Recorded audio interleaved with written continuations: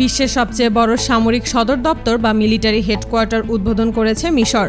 এই হেডকোয়ার্টার চালু হওয়ার পর থেকেই মধ্যপ্রাচ্য সহ বিশ্বের বিভিন্ন দেশে এটি নিয়ে আলোচনা শুরু হয়েছে। কারণ এত বড় আকারের মিলিটারি হেডকোয়ার্টার কোনো মুসলিম দেশের মধ্যে খুব একটা দেখা যায় না। বিভিন্ন আন্তর্জাতিক নিষেধাজ্ঞার মধ্যেও মিশর এই বিশাল মিলিটারি হেডকোয়ার্টার উদ্বোধন করেছে। সবচেয়ে বেশি আলোচনা হয়েছে ইসরায়েলের গণমাধ্যমে। ইসরায়েলের প্রধানমন্ত্রী নেতানিয়াহু এ নিয়ে একাধিকবার বক্তব্য দিয়েছেন। মিশরের এই নতুন মিলিটারি হেডকোয়ার্টার কয়েক কিলোমিটার এলাকা জুড়ে তৈরি করা হয়েছে। এই হেডকোয়ার্টারের নাম রাখা হয়েছে অক্টাগন। এটি তৈরি করতে কয়েক বিলিয়ন ডলার ব্যয় করা হয়েছে। এটি তৈরির কাজ শুরু হয় 2018 সালে এবং শেষ হয়েছে 2026 সালে। ইরানের পর কোনো মুসলিম দেশ হিসেবে এত বড় সামরিক প্যারেডের আয়োজন করতে দেখা গেছে। বিভিন্ন আন্তর্জাতিক নিষেধাজ্ঞার বিষয়টি মাথায় রেখে নিরাপত্তার বিষয়ে একচুল পরিমাণ ছাড় দিচ্ছে না মিশর। আকাশে অত্যাধুনিক সব ফাইটার জেট টহল দিতে দেখা গেছে, এমনকি রাশিয়ার তৈরি বিশাল যুদ্ধ ট্যাঙ্কের বহর সেখানে দেখা গিয়েছে। আর এরপর থেকেই নড়েচড়ে বসেছে পুরো মধ্যপ্রাচ্য। তবে এই উদ্বোধনী অনুষ্ঠানের সময় সেখানে রাশিয়ার তৈরি Mi-28 সিরিজের যুদ্ধ হেলিকপ্টারও দেখা গেছে। এই হেলিকপ্টার সাধারণ কোনো হেলিকপ্টার নয়, এটি একটি মাল্টিরোল অ্যাটাক হেলিকপ্টার। সাধারণ হেলিকপ্টারের পেছনে একটি ছোট পাখা থাকে, কিন্তু এই হেলিকপ্টারে সেই লেজের পাখা নেই। আর এর পরিবর্তে উপরে দুটি বড় পাখা ব্যবহার করা হয়েছে, যেগুলো একে অপরের উল্টো দিকে ঘুরতে থাকে। এই কারণে এই হেলিকপ্টারটি দ্রুত উঠতে পারে। এটি প্রায় 700 কিলোমিটার প্রতি ঘন্টার কাছাকাছি গতিতে চলতে পারে। রাশিয়া সাধারণত এই ধরনের হেলিকপ্টার খুব বেশি দেশের কাছে বিক্রি করে না। এর আগে মধ্যপ্রাচ্যে এই ধরনের হেলিকপ্টার ইরানের কাছে দেখা গিয়েছিল।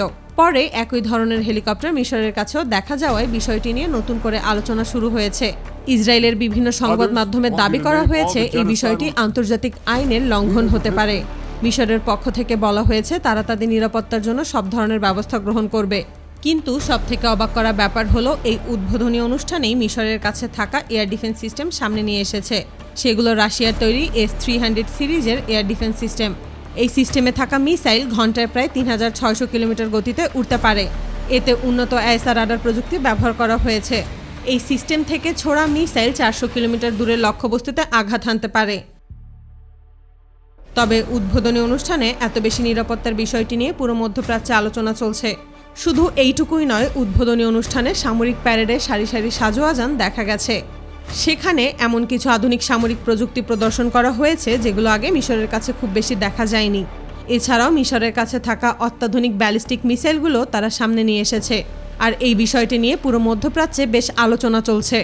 কারণ এর আগে বিশ্বের অনেক মানুষই জানতো না যে মিশরের কাছে এত উন্নত ধরনের ব্যালিস্টিক ক্ষেপণাস্ত্র রয়েছে। অনুষ্ঠানে দেখা যায় সেগুলোকে বিশাল ট্রাকে করে প্রদর্শন করা হচ্ছে। আকার এবং উচ্চতা দেখে বোঝা যায় এগুলো একবার ওড়ালে কয়েক হাজার কিলোমিটার দূর পর্যন্ত যেতে পারে।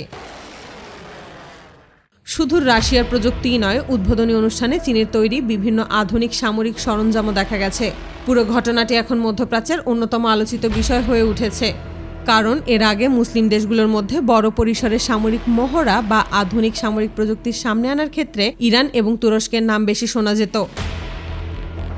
কিন্তু এই নতুন সামরিক সদর দপ্তর উদ্বোধনের মাধ্যমে সেই আলোচনায় এখন মিশরের নামও যুক্ত হয়েছে। সব মিলিয়ে শুধু মধ্যপ্রাচ্য না, পুরো বিশ্বজুড়ে মিশরের এই মিলিটারি হেডকোয়ার্টার নিয়ে তুমুল আলোচনা চলছে।